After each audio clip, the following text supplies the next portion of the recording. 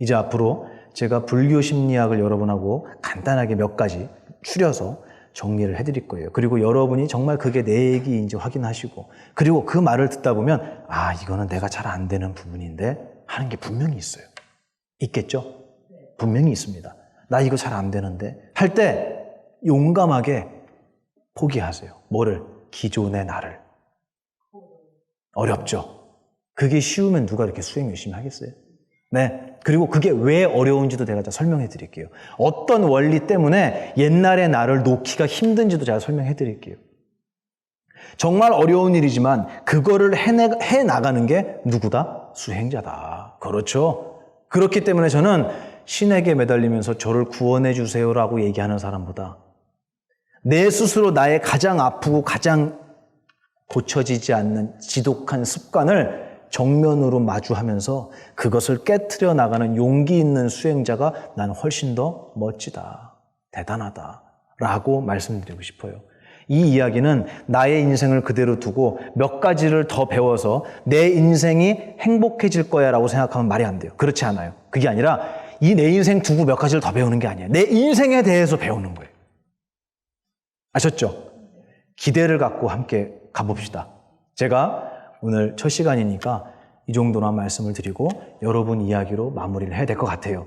오늘 정말 제가 중요한 말씀 드렸어요. 두 가지. 첫 번째, 포기는 실패가 아니다. 공부에 있어서도 마찬가지예요. 포기하는 거. 내가 그 기존에 알고 있던 것을 아니야, 이거 배웠는데 기쁘지 않았어. 그러면 내가 그동안 배운 거 다 일단 제껴놓고 보만 스님께서 무슨 말씀 하시는지 듣고 따라가 봐야겠다. 저 새파란 중이 뭐라고 떠드는지 한번 봐야겠다. 이거 제 얘기 아닙니다. 댓글에 있는 거 제가 읽어드린 거예요. 댓글에 써 있어요. 새파란 중이 건방지기가 이럴 데가 없다. 이렇게 써 있었어요. 다들 그렇게 생각하시는 것 같은데 반응이? 저 스님 뭐라고 하는지 들어봐야겠다 하고 기존에 있던 나의 생각을 일단 내려놓고 따라와 보시라는 거예요. 그래서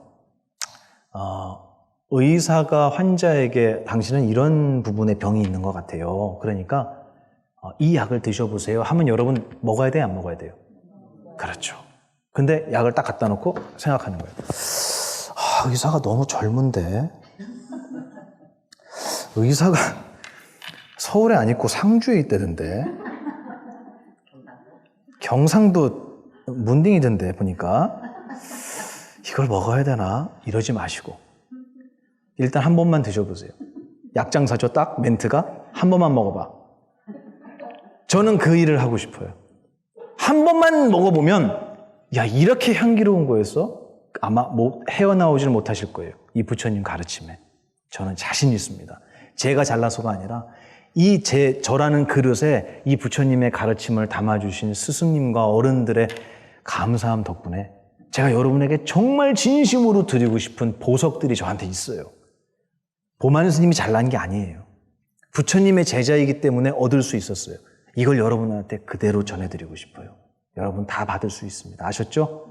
기대를 가지시고 우리 계속 진행되는 불교 심리학에 많이 참여하시고 여러분의 삶이 변화되는 그 기쁨을 한번 느껴보셨으면 좋겠습니다.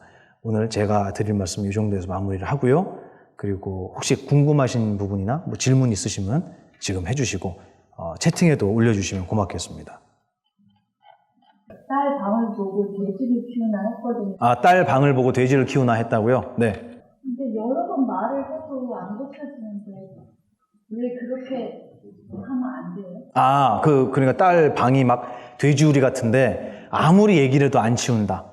그죠? 어떻게 해야 되느냐? 왜요? 돼지우리 가서 돼지 보고 치우라 그러셨어요? 아니, 돼지한테는 그 얘기 안 시키잖아요. 진짜 돼지우리 말이에요, 돼지우리. 가갖고, 야, 돼지야, 너는 어떻게 이런 데서 뒹굴고 사냐? 이렇게 얘기 안 해요. 더 쉽게 얘기해볼까요? 강아지가 있는데 도각사에 개가 있거든요? 삽살개가. 이게 낯선 사람이 오면은 개가 짖어요, 안 짖어요? 짖죠? 그럼, 야, 너 아무리 그래도 내가 보만스님 보러 서울에서 왔는데 이렇게 짖으면 되겠냐, 안 되겠냐? 그 얘기 해요, 안 해요? 개한테? 해요? 미안합니다. 네.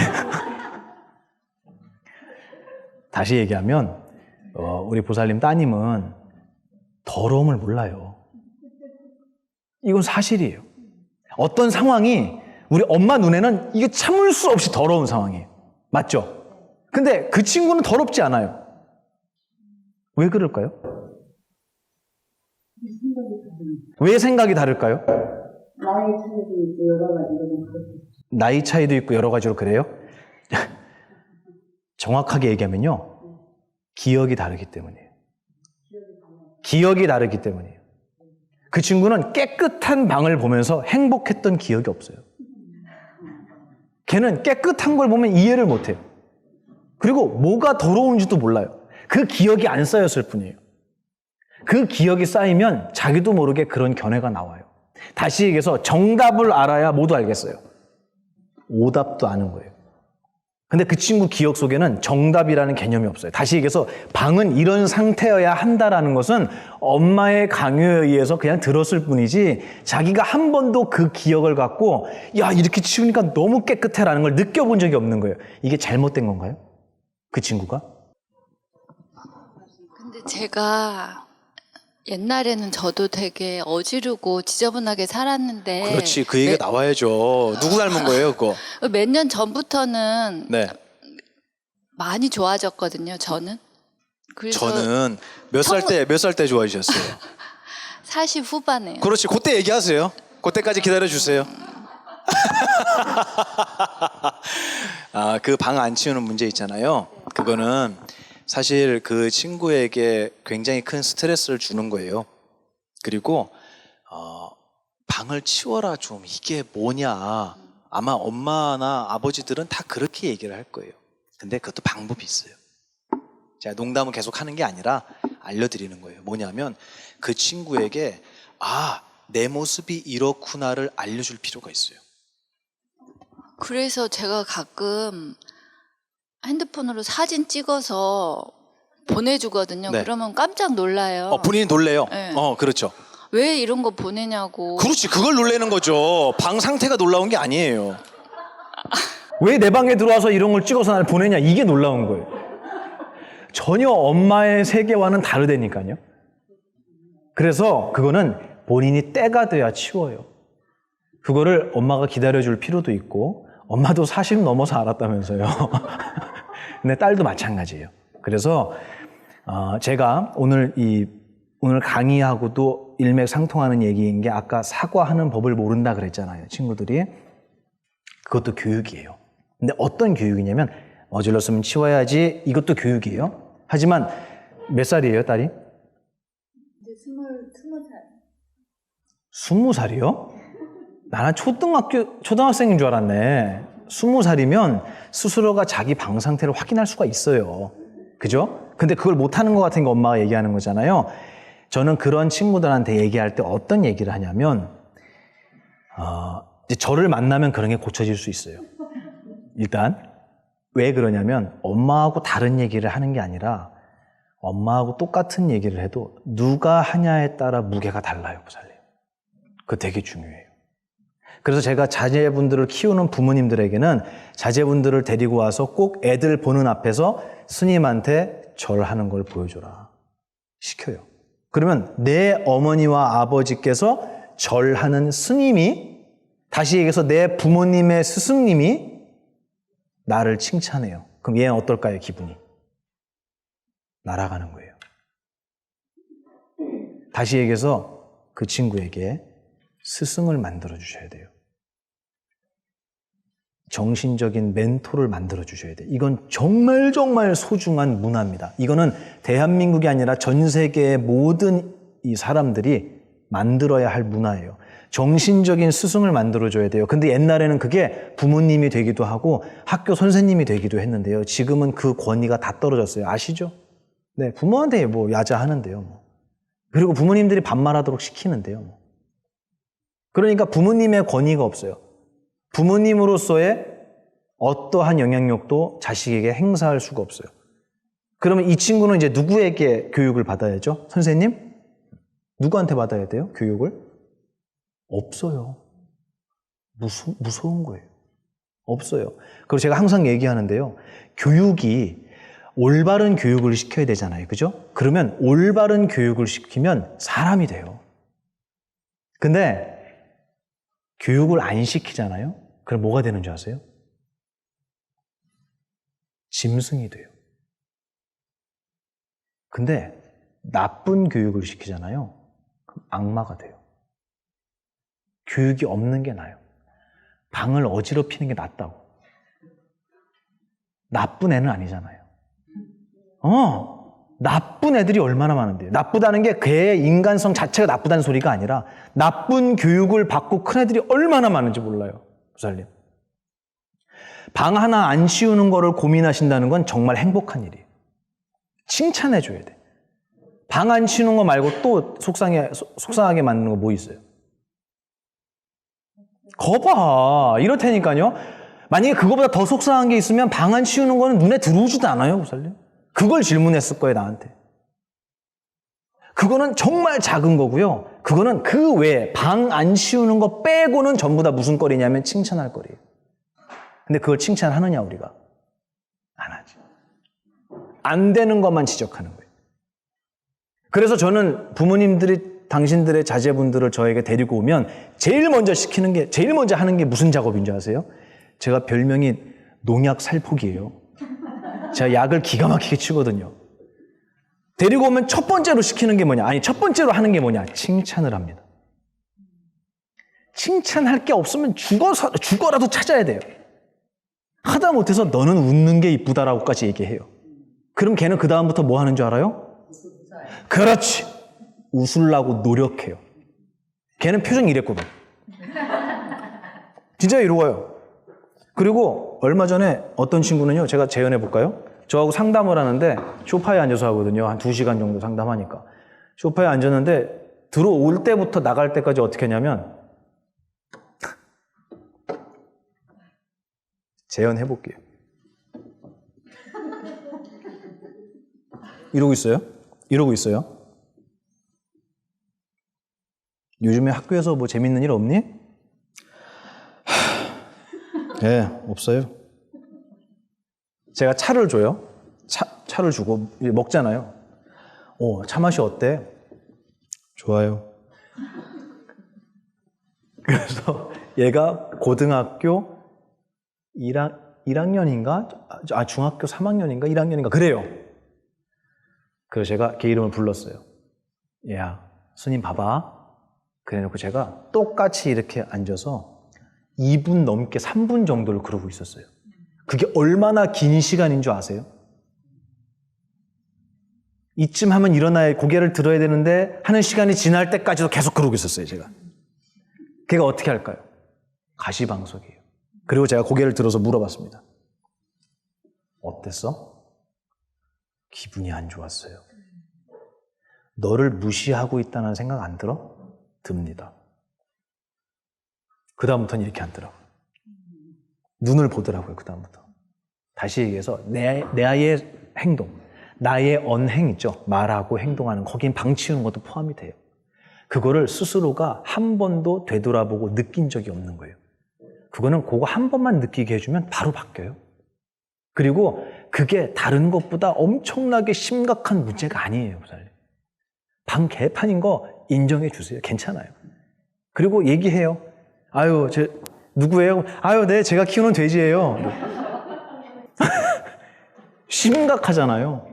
심각하면 지옥이에요. 아무리 사소한 거라도 심각하면 힘들어요. 그래서 제가 이 불교 심리학 진행하면서 진지하면 속은 거다라는 얘기를 해요. 진지하지 않게라도 얼마든지 얘기할 수 있거든요. 그 친구에 대한 고민을 말씀하셨지만 제가 볼 때는 그 친구의 그 돼지우리 같은 방을 엄마가 어떤 눈으로 바라보고 거기에 대해서 엄마가 어떤 제스처를 그 친구에게 취하는지 저는 그거부터 짚어보자고 얘기하고 싶어요. 그래서 문 열고 야, 진짜 너 전생에 돼지였나 봐. 기가 막히다 방이. 똑같이 방 좀 치우라고 얘기해도 웃으면서 할 수 있어요. 그러면 그 친구도 웃어요. 근데 내가 인상을 쓰고 심각하게 얘기하면 그 친구 어떻게 돼요? 짜증나는 거예요. 별것도 아닌 걸로 그 친구와의 관계 자체를 깨트려 버려요. 이게 누가 그러냐면 부모님들이 그렇게 많이 해요. 그거는 그렇게 심각한 문제가 아니고 저는 그거보다 더 중요한 거는 그런 모습을 볼 때 우리 어머님이 진지해지는지 아니면 장난스럽게 유머러스하게 얘기하는지 그거부터 한번 보시면 그 진지하지 않은 엄마의 모습을 보고 이 친구가 마음을 열고 분명히 바뀔 거라고 생각해요. 아셨죠? 우리 딸은 방도 돼지우리처럼 잘 만들고 정말 대단해, 훌륭해. 너는 아무리 100평짜리 아파트를 줘도 하루면 쓰레기장 만들 것 같아. 훌륭해. 넌 대단한 재주를 나는 그게 안 돼. 재주가 대단해. 이것도 지적한 거예요. 맞죠? 근데 그 친구가 들으면 뭐라 그럴까요? 웃어요. 얘야, 돼지우리도 좋은데 건강해서 고마워. 너가 병석에 누워있으면 방을 돼지우리로 만들 수 있겠니? 너 건강해서 그렇게 엉망진창으로 만드는 거겠지. 고마워. 앞으로도 계속 부탁해, 돼지우리. 그래도 방이 더럽다라는 거 본인한테 얘기하는 거 알아요. 어른들이, 우리 부모님들이 먼저 공부하고 살아가셨던 분들의 마음속에 조금 더 진지함이 빠져야 된다고 생각해요. 그리고 더 유머러스 하시고요. 더 유쾌하고 더 가볍게 접근하셔야 그 친구들 마음에서 심각함이 없어질 거라고 봐요. 그래서 이거는 누구 잘못은 아닙니다. 아셨죠? 그것도 아주 지극한 일이고요. 정상적인 일이고요. 부모님이 그거 보고 속상해하는 것도 정상적인 일이에요. 너무 걱정하지 마시고 그것 빼곤 잘한다면서요. 칭찬해 주세요. 네, 방도 잘 더럽히네. 그리고 칭찬해 주시면 좋겠습니다. 한번 해보세요. 네, 한번 배웠으면 올인. 네, 적용해 보세요. 그리고 웃어봐요. 그럼 우리 엄마가 드디어 가셨구나. 스트레스를 많이 받으셔서 많이 힘드시구나 하면서 웃을 거예요. 꼭 한번 해보시기 바랍니다. 제가 군에 있을 때, 훈련소에 있을 때 제 동기 스님이 계신데 공군으로 가셨어요. 그분은 키도 180이 넘고요. 덩치도 커요. 그리고 얼굴도 되게 잘생기고 허해요. 그리고 그분이 이제 군복을 입고 훈련복을 입고 막 유격도 하고 구르잖아요.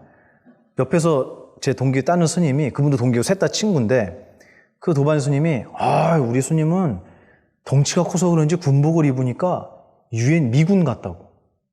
미군 같아. 제가 그랬어요. 나는? 이렇게 물어봤어요. 스님은 인민군 같아.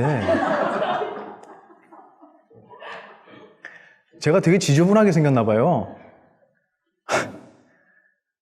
저희 이제 저를 어릴 때부터 걷어서 키워주신 저희 비구니 스님이 저희 절에 계신데, 그 스님께서 어느 날 제가 이제 샤워실에서 다 씻고 샤워를 다 하고 그리고 딱 나왔는데 우연히 지나가다 저를 보신 거예요. 그래서 저를 안녕하세요 스님 그리고 인사를 했더니 저를 보시고 첫 마디가 뭐냐? 안 씻어? 그러시는 거예요. 아니 방금 물기를 닦고 샤워를 하고 나왔는데 보자마자 스님은 안 씻어? 그래. 씻겠습니다. 지저분해 보인다고. 그분도 농담이고요. 듣는 저도 지금 씻고 나왔는데 무슨 얘기 하시는 거예요가 아니에요. 제가 뭐라 그랬죠? 예, 씻겠습니다. 저도 농담이에요. 뭘 갖고 싸울까요? 괜찮아요. 우리의 마음속에 심각함을 빼는 수행은요, 말은 제가 되게 쉽게 했지만 이거 논리적으로 명확하게 이해하지 않고서는 정말 힘듭니다. 그래서 내가 마음에 걸리는 요만한 일만 생겨도 금세 심각해져요. 어쩜 그렇게 길이 잘나 있는지 몰라요. 그쪽으로는. 제가 볼 때 한 10차선은 되는 것 같아요. 그 도로가. 웬만하면 글로 가, 웬만하면은 심각한 쪽으로 가요. 좋은 일이 있어도 심각해져요. 복권 당첨되면 심각해져요? 유쾌해져요? 심각해져요. 왜? 이걸 남편한테 얘기해야 될까? 복권을 맞는 동시에 이혼을 결심하는 거예요.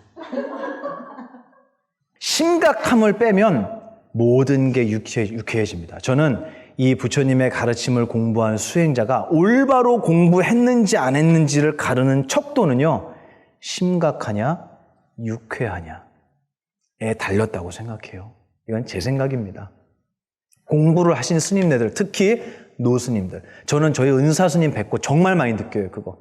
저희 은사스님이 원로의장 스님이시거든요. 자자 광자 큰 스님이신데 연세가 80이 훨씬 넘으셨는데 제가 뵙고 차를 마시잖아요.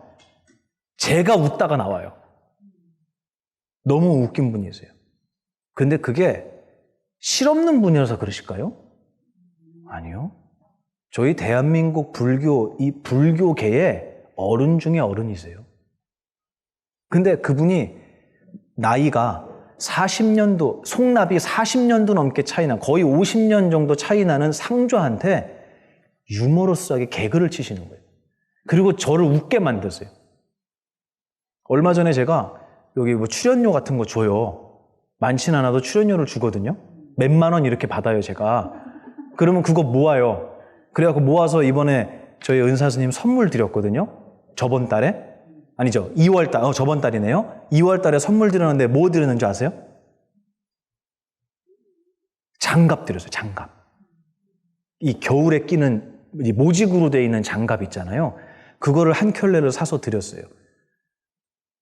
그리고 스님, 저 그 출연료 받아서 샀습니다. 이렇게 말씀을 드렸거든요. 그랬더니 받자마자 뭐라 그러신 줄 아세요? 여러분 뭐라 그러셨을 것 같아요?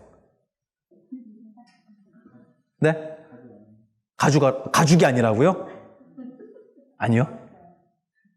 뭐라 그러셨을까요? 고맙다? 아니. 야, 겨울 다 갔는데 이걸 주냐? 그러시는 거예요.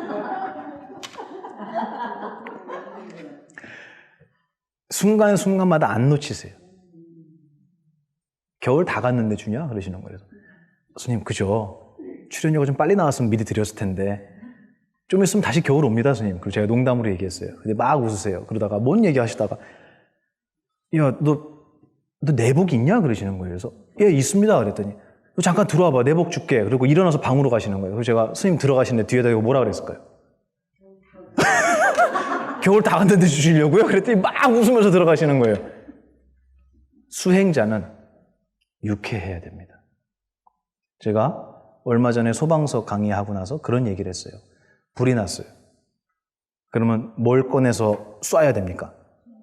소화기를 꺼내서 얼른 진압해야죠. 불이 나면 무엇만 필요하냐면 소화기만 있으면 돼요. 근데 우리는 거기다가 뭘 집어넣는지 아세요? 진지함. 나의 진지함이 그 불을 끄는데 일이라도 도움이 돼야 안 돼요. 아무 도움 안 되는 거예요. 저희 도각사 옛날에 얼마 전 아니죠? 꽤 됐죠? 불이 났거든요. 창고를 다 태웠어요. 막 뛰어다니면서 제가 소화기를 도대체 10몇 개를 구해왔어요. 도량 내에 있는 거를. 아무리 뿌려도 안 돼. 제 기분이 어떨까요? 동동동이에요. 소방차가 올 때까지 막 가슴이 무너지는 거예요. 근데 나만 그러고 있더라고요. 저희 어른 스님들은 너무 아무렇지 않으시는 거예요. 그래갖고 그 불을 다 껐거든요. 그리고 새벽 3시가 됐어요. 다 끄니까. 그리고 제가 스님들 다 계신 데에 와갖고 제가 큰 스님께 스님 정말 죄송합니다. 제가 도량 관리를 잘 못해서 불이 나서 다 타버렸습니다. 창고가. 죄송합니다. 그랬더니 뭐라 그러시냐면 야, 잘 되는 집안은 불이 나도 잘 되려고 나는 거야. 너 임마 어떻게 관리를 했길래 그랬어? 이래도 되잖아요. 웃으시면서 야, 더 잘 되려고 불 난 거야. 잘 되는 집안은 불이 나도 잘 되려고 나는 거야. 벌써 불 났잖아요. 벌써 탔잖아요. 그리고 잘 껐잖아요. 그럼 뭐? 더 이상 어느 부분에서 진지해야 되는 거예요, 우리? 돈 날린 거? 다 날렸잖아요, 벌써. 진지해지면 그게 돌아오느냐고요. 아니죠. 진지함을 뺀다라는 것은 우리가 상상하지 못했던 이 불교에서 엄청나게 중요한 부처님께서 가지고 계셨던 노림수다. 저는 그렇게 말씀드리고 싶어요. 이 공부를 하는 것은 뭘 빼기 위함이다? 여러분이 그 화두를 가지고 한번 배워보세요. 여러분 인생이 달라질 거예요. 진지하면 속은 거야. 저희 큰 스님께서 맨날 말씀하셨어요. 진지하면 너 또 속은 거야. 뭘 속았느냐? 이 세상이 진실하다고, 내 앞에 있는 세상이 진실로 존재하는 거라고 속고, 나라고 하는 게 무아가 아니라 실제로 내가 존재한다라고 속고, 나의 생각이라는 것이 세상과 나 사이에서 출처도 멸처도 없이 생겨났다가 사라진다는 걸 또 잊어버린 거예요. 내 생각이라는 것이. 부처님께서 알려주신 거를 단 하나도 그 중에 한 개도 기억하지 못하고 완벽하게 잊어버리면 어떤 게 일어나느냐? 진지함이 일어납니다. 여러분이 진지하지 않아도 여러분 인생 살 수 있고요. 진지하지 않아도 돼지우리 우리 딸내미한테 방 치우라는 얘기 할 수 있어요. 웃으면서도 할 수 있어요. 그리고 제일 중요한 건 엄마가 스트레스를 안 받잖아요. 할 수 있다니까요. 근데 이런 길을 아무도 제시하지 않아요. 그래서 제가 이 법당에 와서 법문을 하면 이번에 제 은사스님 절에서도 제가 법문을 했는데 그때도 항상 제가 하는 얘기가 왜 청법가만 부르고 나면은 초상집 분위기가 되냐 이거예요. 아시죠? 그 분위기. 엄숙한 거예요? 항상 마음은 진지하고 엄숙하고 경건하고 겸손하게 하는 거 맞아요. 하지만 이 표정이 왜 초상집 분위기냐는 거예요. 웃어야죠. 웃어야죠. 오늘은 무슨 말씀을 해주실까? 오늘은 뭘 배울 수 있을까? 저걸 배우면 내 인생은 또 얼마나 행복해질까라는 기쁨을 가지고 공부하는 게 저는 이 부처님의 가르침을 배우는 법회 시간이라고 생각합니다. 그래서 저는 유쾌하게 진행할 거니까 우리 어머님도 진지함 빼고 얘기하는 연습 한번 해보세요. 아셨죠? 네. 그 질문은 여기서 마무리하겠습니다. 네, 또 궁금하신 거 있으신 분? 수행을 하다 보면 이렇게 수행이 어떻게 보면 지금 거꾸로 가고 있는 저를 봐요. 그게 뭐냐면 제가 2살 때부터 아팠어요. 지금도 아프고 약간 자학하는 게 있어요. 자책하고. 왜냐하면 어릴 때 사람들은 내가 안쓰러우니까 좋은 뜻에서 쟤 어쩌면 좋니? 어머 어떡해. 너 그래가지고 시집 가겠어. 그 어린 나이에 들었어요. 뭔가 하면 안 되는 사람, 할 수 없는 사람, 그리고 또 가족들한테도 상처받은 게 좀 있었어요. 나 왜 안 봐줘? 나 좀 봐줘. 근데 이제 불교 공부하면서 그거는 제가 풀었어요. 그들도 어렵고, 우리 형제들도 어렵고, 부모님들도 바빴고, 근데 아까 스님께서, 우리가 싸웠을 때 사과하는 법도 모르고 사과를 받아주는 방법도 모른다고 하셨잖아요. 그 말이 되게 와닿았던 게 나한테 하는 거를 꼭 좋아하는 사람이 생기면 시간이 지났을 때 내가 그 행동을 하더라고요. 말과. 그래서 그것 때문에 이번에 너무 상처를 내 스스로가 받았어요. 네, 정말 중요한 얘기예요. 그게 뭐냐면 지난날의 나라는 것이 계속 발목을 잡는 거거든요. 그리고 그게 마치 지금 살아있는 것처럼 느껴요. 백유경이라는 경전 보면은 이런 표현이 나옵니다. 정말 아내를 사랑하는 남편이 있었는데 이 아내가 죽어버려요. 그래서 이 아내를 화장을 해요. 그리고 이제 당연히 유골이 이제 나올 거 아니에요. 수습을 했을 거 아니에요. 그걸 유골 단지에 넣어놨어요. 근데 그 유골 단지에 있는 그 아내의 뼈 있잖아요. 그거를 아내가 살아있다고 생각하는 거예요. 이 남편이. 그래서 때 되면은 유골 단지에다가 밥도 먹이고 이불 덮어줘요. 자라고. 들으셨어요? 그 남편은 뭐라 그럴 거예요, 여러분? 이제 봤어요, 그런 사람을? 뭐라고 얘기하실래요? 저렇게 한숨 나오는 거예요. 아휴, 갔구나. 그렇게 좋아하더니 얼마나 상실감이 크면 갔네. 맛이 갔네. 경전에 나오는 얘기는 누구 얘기라고요? 내 얘기예요. 우리 그렇게 하고 있는 거예요. 그게 무슨 말이냐? 이미 죽음이라고 경에서 얘기하는 거는 육신의 죽음을 말하는 게 아니라 지금이라는 이 순간을 떠나서 과거로 간 것을 모두 죽음이라고 표현해요. 살아있으려면 언제 살아있어야 돼요? 그렇죠. 그럼 어제 살아있는 거는 죽은 거예요? 살아있는 거예요?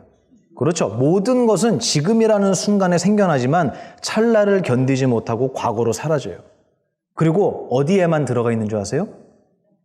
기억이라는 곳에만 들어가 있어요. 그게 유골 단지예요. 단지예요. 그리고 그 안에 들어가 있는 뼈는 뭐냐? 내 아내와의 추억이에요. 내 옛날의 기억이에요. 보살님 말씀하신 내 어린 시절의 추억들이에요. 그게 단지 안에 들어와 있어요. 맞죠? 근데 그거는 죽은 거예요? 살은 거예요? 죽은 거예요. 없어진 거란 얘기예요. 지금 이 세계에는, 이 현실 속에는 옛날에 보살님이 겪었던 아픔 있죠. 그 아픔을 주었던 말 남아있어요? 안 남아있어요? 지금은 없어요. 우리 명확하게 인정하자고요. 없는 건 없다고 얘기하자고요. 없어요. 기억만 나는 거예요. 맞죠? 그 기억나는 것을 경전에서는 유골단지라고 표현하는 거예요. 그러면 죽었으니까 당연히 죽은 것으로 대해야 돼요. 근데 이 남자는 어떻게 대했어요, 지금? 살아있는 것처럼 대했어요. 그렇죠. 그래서 보살님 같은 말씀을 하시는 분들은 옛날에 있었던 그 일이 마치 지금 살아있는 것처럼 생각해요. 그렇게 느껴요. 그거는 보살님의 잘못이 아니에요. 우리 정신에는 그렇게 느끼게 만드는 능력이 있어요. 모두가 사라져서 과거로 지나가 버렸는데 그게 마치 지금 있는 것처럼 느껴지게 하는 정신의 능력이 있다니까요. 이건 위대한 겁니까? 천한 겁니까? 위대한 거예요. 위대한 거예요. 그래서 우리는 옛날에 만났던 반가운 사람을 지금 눈앞에서 만나면은 갑자기 어떻게 돼요? 아이고, 반갑습니다. 이 얘기를 할 수 있는 이유는 뭐냐면 지나간 건 없어진 거잖아요. 그게 완전히 사라졌다면 반가운 사람을 만나도 저 실례지만 누구세요? 할 거예요. 근데 우리는 그 기억을 살려서 갖고 올 수 있는 능력이 있어요. 이 능력 때문에 우리는 이 능력을 주니까 어디다 써먹었냐, 그거를. 슬픔을 지금으로 끌고 오는 데 쓰는 거예요. 이 능력 자체는 죄가 없어요. 이 능력 때문에 우리 이렇게 행복하게 만날 수 있는 거예요. 근데 이 능력을 어디에만 많이 쓰느냐면 힘든 일 갖고 오는 데 쓰는 거예요. 잘못 쓰는 거지. 그죠? 이 정말 잘 드는 칼을 줬더니 무슨 짓을 해요? 난 의사가 될 줄 알았더니 강도짓이라고 그러셨어요? 조심하셔야 돼요, 저분. 정확한 얘기예요. 잘 드는 명검을 줬더니 수술하라고 줬더니 강도짓을 하고 있는 거예요. 그것도 역시 칼을 가지고 하는 거예요. 똑같은 칼을 가지고 강도짓을 하는 거예요. 우리의 정신에 과거에 모두가 사라져서 하나도 남지 않은 과거의 기억들을 마치 떠올리면 지금 있는 것처럼 느끼게 하는 힘이 있는데 이 위대한 능력을 줬더니 우는 데 써먹는 거예요. 가슴 찢어지는 데만 써먹어요. 잘못 쓰는 거죠. 이건 왜 그러냐면 배운 적이 없는 거예요. 모두 지나가서 남지 않고 사라져버린 것은 가져올 수가 없는 거구나. 느껴지기만 하지 지금 나에게 존재하는 것은 아니구나라는 것을 명확히 듣고 이해하고 믿어야 되는 거거든요. 근데 우린 그렇게 안 했어요. 어떤 연습을 했냐면 너 옛날에 나한테 그랬지. 이것만 연습한 거예요. 심지어는 상대방이 기억도 못하는 거를 그래, 돌 던진 놈은 모르겠지. 맞아 죽은 개구리는 영원히 못 잊는다 그거. 그 사람도 공유하지 못하는 기억을 나 혼자 갖고 있으면서도 그것이 마치 진실한 사실인 것처럼 스스로를 자꾸 세뇌시키는 거예요. 연습을 자꾸 하는 거예요. 그러면 그게 진짜 존재하는 것처럼 느껴져요. 엄청난 능력이 있습니다, 우리 정신은. 위대하기 때문에 지옥을 맛보는 거예요. 부사님이 그러셨죠. 옛날에 있던 그 상처들, 그거 많이 극복하신 것 같아요, 제가 볼 땐. 내가 부족한 사람이라고 느끼잖아요. 그러면 우리는 이 부족함을 만회하고 채우기 위해서, 보상하기 위해서 자기 자신에게 굉장히 엄격한 규칙을 세워요. 나에 대해서. 이거는 어떤 의미냐면 나에게서 누구에게도 요만한 트집도 잡지 못하게 스스로를 완벽한 사람으로 만들기 위해서 강박을 갖기 시작해요. 그 근본은 뭐냐? 내가 별 볼 일 없다라는 생각에서 비롯돼요. 나는 별 볼 일 없는 사람이니까 내가 인정받기 위해서는 나는 공부라도 잘해야 돼. 이거라도 저 사람을 이겨야 돼. 또 내 생활하는 모습도 쟤보다는 나아야 돼. 적어도 돼지우리는 만들지 말아야지. 이렇게 자기의 모든 것을 스스로가 딱 틀에 넣듯이 제가 그랬어요. 그런데 거기까지만 하면 괜찮은데 그 잣대를, 그 틀을 누구에게도 적용시킨다고요? 남에게도 시키는 거예요. 자기만 그렇게 하면 되잖아요. 그것도 힘들어요. 행복하지 않아요. 근데 그걸 남에게 갖다 들이대요. 그래놓고 뭐라 그러냐면 너는 왜 이 정도는 기본적으로 해야 되는데 너는 왜 이걸 하지 못해? 라고 상대방을 내가 원하는 모양으로 만들어 가려고 하는 거예요. 근데 누가 그거를 좋아합니까? 누가 좋아해요? 아무도 안 좋아해요. 싫어해요. 맞죠? 저희 큰 스님께서 그러셨어요. 진정한 스승은 상대방의 튀어나온 곳을 깎아내고 부족한 부분을 채워주는 게 스승이 아니라 그러셨어요. 제가 그렇게 사람들을 대했어요. 심지어는 어떻게 대했냐면 딱 보니까 100점 만점에 50점. 세상에 사람을 저울질하고 무게를 달기 시작하는 거예요. 점수를 매기는 거예요. 누가? 제가요. 이렇게 교만해지기까지 해요. 너는 말하는 거 보니까 너는 방꾸라지를 보니까 이렇게. 근데 어느 날 큰 스님께서 말씀하시는 거예요. 그게 스승이 아니라고. 진정한 스승은 그 사람에게 맞는 구멍을 찾아주는 게 스승이라고 그러셨어요. 그럼 그 사람 깎을 필요 있어요, 없어요? 저를 지금 이 구멍에 맞게 저를 깎아주신 게 아니고 저에게 맞는 구멍을 찾아서 앉혀주셨어요. 그러니까 저는 아무것도 바꾸지 않아도 너무 행복했어요. 다른 이에게 인정받고 싶은 마음 있죠. 그게 우리 누구에게나 있습니다. 왜냐하면 스스로가 난 잘났어 완벽해 하는 사람은 거의 없고요. 그리고 이 공부를 함에 있어서도 나는 공부 많이 했고 난 어느 쪽으로 난 빠지지 않아요. 우리 집안에 재산도 많고요.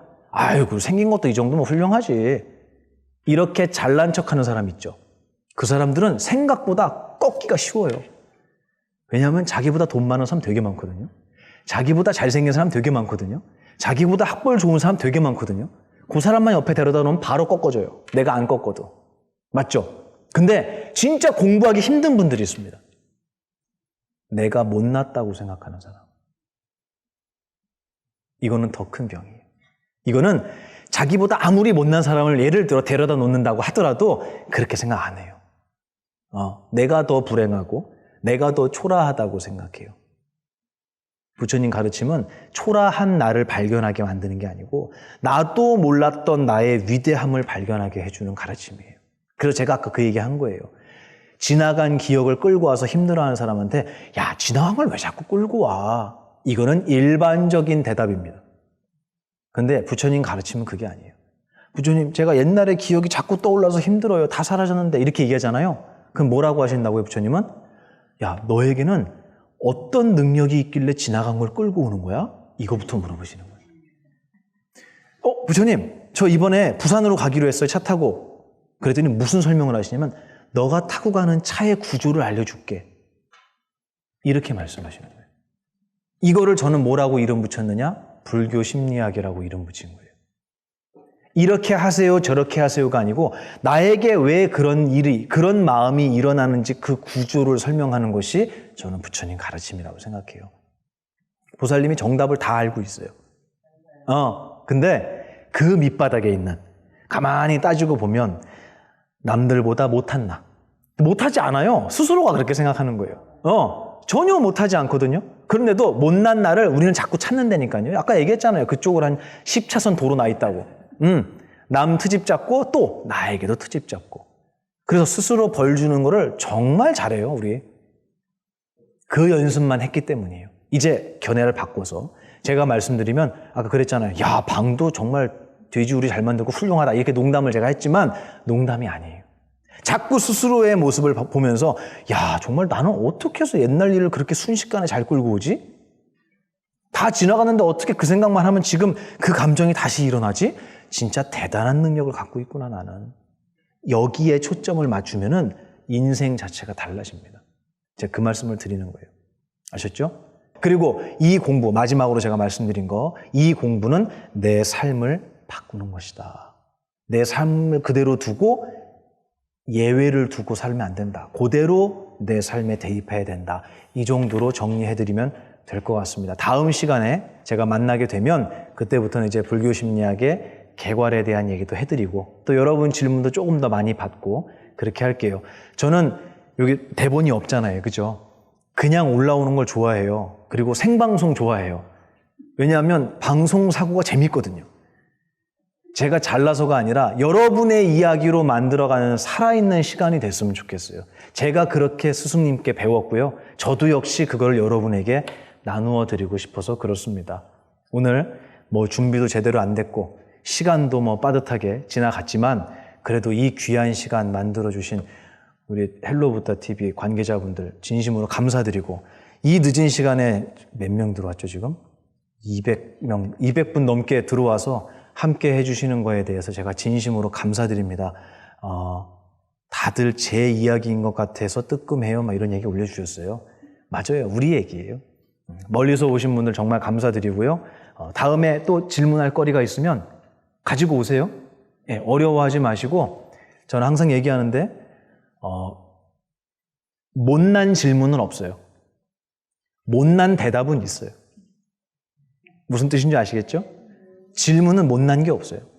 용기 있게 하세요. 그리고 제가 대답을 제대로 못하면 못난 대답을 하는 보만 스님이 되겠죠.